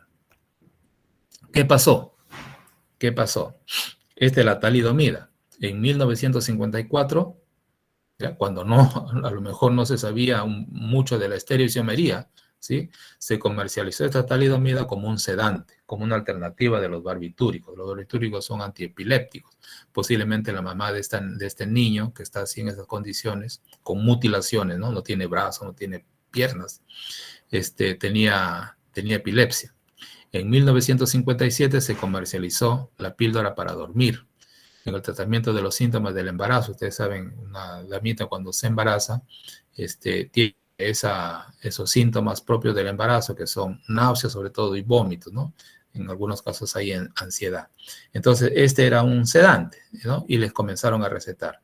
Se convirtió en el año 1957 en el medicamento de elección para tratar las molestias iniciales de la gestación. A los finales de los años 50 era el tercer fármaco más vendido. En noviembre de 1961 se demostró la relación entre la talidomida y las malformaciones. Ojo, las mujeres que tomaron, embarazadas lógicamente, que tomaron talidomida para controlar sus náuseas y sus vómitos y su ansiedad, o sea, porque es un sedante, tuvieron estas consecuencias. Miren, terrible, trágico. Las consecuencias de la talidomida fueron más de 12,000 bebés con malformaciones graves en piernas, brazos, manos, oídos, órganos internos, de los cuales falleció aproximadamente el 15%. ¿Ya? ¿Cuál fue el problema? Que acá hay un carbono quiral, ¿sí? Todos los sustituyentes son totalmente diferentes. Y miren ahí, la talidomida R sí es un inductor del sueño, pero la talidomida S es un teratogénico. ¿Ya? Entonces, no separaron, no se dieron cuenta de esto y administraron el medicamento a las madres gestantes porque este es un inductor del sueño, inhibía el vómito, etcétera, etcétera. Pero en esa tableta también había esta que es teratogénica y esta molécula fue la que causó los efectos teratogénicos que nosotros estamos redactando allí, ¿no? Fue prohibida recién en el 1962, pero su historia esta merece ser contada, aunque solo sirva para recordar estos actos que no deberían repetirse nunca y para tener en cuenta de que la estereoisomería influye en la actividad biológica de los fármacos y que puede ser fatal, ¿no? Puede ser fatal, como lo estamos demostrando allí. Hola, jóvenes, ¿están ahí todavía? Hola. Sí, Sí, profesor. Muy bien. Entonces, mire, esto nos da lugar a decir lo siguiente. Miren, aquí tenemos se dice la adrenalina, ¿ya? No es noradrenalina, sino es adrenalina porque tiene un grupo metilo acá. Se dice que es una catecolamina porque tiene aquí la estructura del catecol, ¿no? La estructura del catecol unida a una amina, pues se le dice catecolamina. Pero miren aquí, este sería su enantiómero, ¿ya? Para avanzar un poquito, miren aquí, este es el enantiómero S, tiene su grupo hidroxilo hacia arriba, el resto es igualito, y este es el enantiómero R, tiene el grupo hidroxilo hacia abajo. Los grupos importantes para la actividad son los hidroxilos catecólicos, es el anillo aromático, por eso está interactuando en esta zona del receptor. El grupo hidroxilo también es indispensable para la actividad y el grupo amino protonado, ¿no? Una interacción iónica. Miren ustedes acá, todo esto encaja muy bien en la epinefrina S, pero el grupo hidroxilo no encaja. Por lo tanto, este tiene menos actividad porque esta zona del receptor no es ocupada. En cambio, en el caso de la adrenalina R, sí, esta zona, este hidroxilo sí ocupa, interactúa mediante puente de hidrógeno con esta zona del receptor. Por lo tanto, esta epinefrina es más activa que la anterior. ¿Qué estamos viendo? Que la estereoisomería está influyendo en la actividad biológica de un fármaco. Esta epinefrina puede actuar como un excelente broncodilatador, por ejemplo, ¿no? Y esta no, esa no. Entonces, el conocer la farmacoquímica, la estereoisomería, perdón, nos hacen ¿qué cosa? El conocerla, ¿no? Disminuir la dosis, generalmente hasta la mitad de lo establecido para una mezcla racémica, reducen los efectos colaterales. Miren lo que hubiéramos evitado, lo que se hubiera evitado si es que se hubiera conocido de que la talidomida R era teratogénica, ¿no? Reducen los efectos colaterales y mejoran la actividad farmacológica. Cuando se trata de una síntesis, se puede sintetizar y hay esa molécula, tiene un carbono quiral. Ustedes saben que se puede sintetizar el enantiómero R o se puede sintetizar el enantiómero S, ¿no? Si al enantiómero más activo se llama eutómero y al menos activo se le llama distómero, ¿ya? Se le llama distómero.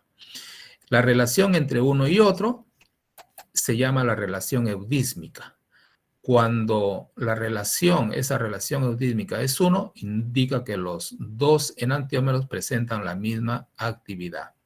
Pero si la relación eudísmica es mayor de 1, indica que el eutómero presenta mayor actividad farmacodinámica que el distómero, ¿no? Ahí está la fórmula, ¿no? Y aquí podríamos tener un ejemplo. Por ejemplo, aquí tenemos la R-adrenalina que tiene una actividad de 5.800, por lo tanto este es el eutómero, y la S-adrenalina que puede tener una actividad de 130, por lo tanto es el distómero. Si la relación es mayor de 1, quiere decir que hay un enantiómero que es más activo que el otro, ¿sí? En este caso, el R es 45 veces más activo que el S, ¿no? Por lo tanto, su potencia broncodilatadora va a ser mayor. En el caso de la noradrenalina, o sea, de esta de acá, que no tiene grupo, ojo acá, miren, la noradrenalina no tiene el metilo y aquí la adrenalina sí tiene grupo metilo. Y ya, entonces, también, ¿no? En la noradrenalina hay una noradrenalina R, ¿no? Que tiene 100 veces la actividad 100 veces, ¿no? La actividad broncodilatadora frente a la S que tiene 1.4. Pero la relación eudísmica es 71. Por lo tanto, la R es mucho más activa que el enantiómero S, ¿no? Y aquí está más o menos, aquí la R-adrenalina, la S-adrenalina, para ver más o menos por qué es de configuración R, ¿no? Este es el 1, este será el 2, ¿no? Porque está aquí unido a un nitrógeno, 6 y 7, ¿no? Sería 7 y 6, 13, ¿no? Y aquí este carbono está unido a 1. Por lo tanto, este es el 3. 1, 2, 3, ¿sí? Por lo tanto, este es antihorario, pero como el hidrógeno está frente a nosotros, se usa lo opuesto, ¿no? ¿Y cuál es la razón? Como ya hemos visto, que este grupo hidroxilo en esa configuración R encaja perfectamente con esta zona del receptor, ¿no? Uno es más activo y el otro es menos activo. Pero hay enantiómeros, miren, que en el organismo el distómero se convierte en eutómero, como en el caso del ibuprofeno, ¿no? El ibuprofeno tiene un carbono quiral aquí, ¿sí? Tiene un carbono quiral, ustedes saben que el ibuprofeno es un antiinflamatorio, tiene un carbono quiral, y el R es el distómero y el S es el eutómero, pero lograron separarlo y dar solamente el eutómero, y pensaron que la potencia iba a aumentar, la dosis iba a bajar y la potencia iba a aumentar, pero finalmente demostraron que la mezcla racémica tenía la misma potencia que el eutómero. Y demostraron mediante ello que el distómero se convertía, ¿no? Por una inversión quiral, se convertía en eutómero y en consecuencia no fue necesario la separación. Bien, jóvenes, creo que nos hemos pasado un poquito, creo que ya tienen práctica. Si hay alguna pregunta, si alcanza el tiempo para alguna pregunta, si no, hasta aquí nomás, muchas gracias.